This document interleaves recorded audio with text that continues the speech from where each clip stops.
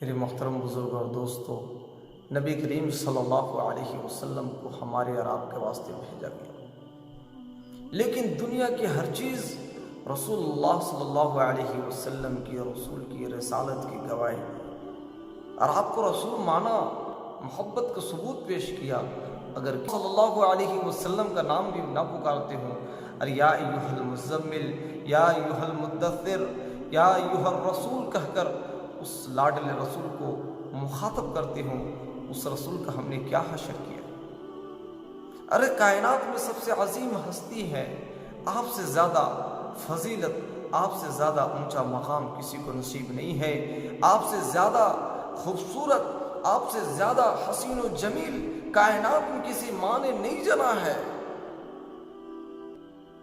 حضرت یوسف علیہ السلام کے بارے میں حضرت عائشہ فرماتی ہیں کہ اے لوگوں، حضرت یوسف علیہ السلام کی خوبصورتی کو دیکھ کر، ان کے چہروں کو دیکھ کر مصر کی عورتوں نے اپنی انگلیوں کو کاٹا تھا، لیکن میرے حبیب کو حضرت محمد صلی اللہ علیہ وسلم کے چہرے انور پر نگاہ ڈالتے ہی لوگ اپنے جانوں کو بھی قربان کر دیتے ہیں، اور لوگوں نے قربان کیا۔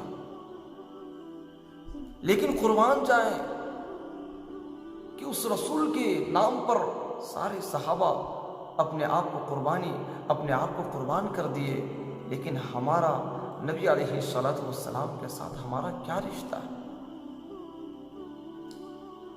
اگر آپ معاف کریں تو مجھے یہ کہتے ہوئے شرم محسوس ہوتی ہے کہ ہمیں اس رسول کا چہرہ بھی پسند نہیں ہے، ہمیں اس رسول کا صبح سے شام کی جو زندگی نبی علیہ السلام کو نبی علیہ السلام بتا کر گئے، وہ زندگی ہمیں پسند نہیں ہے، ان کا چہرہ ہمیں پسند نہیں ہے، وہ جو چہرہ بنا کر ہمیں دیے تھے وہ چہرہ ہمیں پسند نہیں ہے۔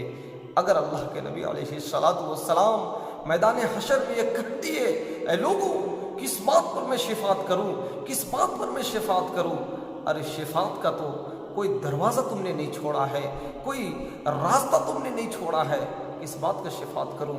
میرے چہرے تمہیں پسند نہیں ہے، میرا لباس تمہیں پسند نہیں ہے، میرا کھانا کا طریقہ پسند نہیں ہے، پینے کا طریقہ پسند نہیں ہے، زندگی گزارنے کا طریقہ پسند نہیں ہے، میرے چہرے سے تم نفرت کرتے ہو۔ کائنات میں مجھ سے زیادہ عظیم کسی کو، مجھ سے زیادہ خوبصورت کسی کو اللہ تعالیٰ نے نہیں بنایا۔ اللہ کے نبی علیہ السلام سے زیادہ حسین و جمیل اللہ تبارک و تعالیٰ نے کسی انسان کو نہیں بنایا۔ اگر یہ داڑھی، اگر یہ خوبصورتی میں کمی، اگر اس داڑھی کے ذریعے سے خوبصورتی میں کمی ہوتی، رب کعبہ کی قسم، اللہ تبارک و تعالیٰ اپنے لاڈلے حبیب کو، کائنات میں سب سے عظیم انسان کو، ان سے زیادہ عظیم کوئی نہیں ہے، اس اپنے لاڈلے حبیب کو یہ داڑھی نہیں دیتے۔ لیکن ہم نے کیا کیا؟ اس داڑھی سے نعوذ باللہ نفرت ہے، ہمیں کہنے میں ڈر لگتا ہے، لیکن ہمارے دل میں حقیقت یہی ہے کہ اس داڑھی سے ہم نفرت کرتے ہیں۔ کل شفاعت کی امید کس سے کریں گے؟ کون ہماری شفاعت کرے گا؟ کس منہ سے ہم شفاعت کی بھیک مانگیں گے؟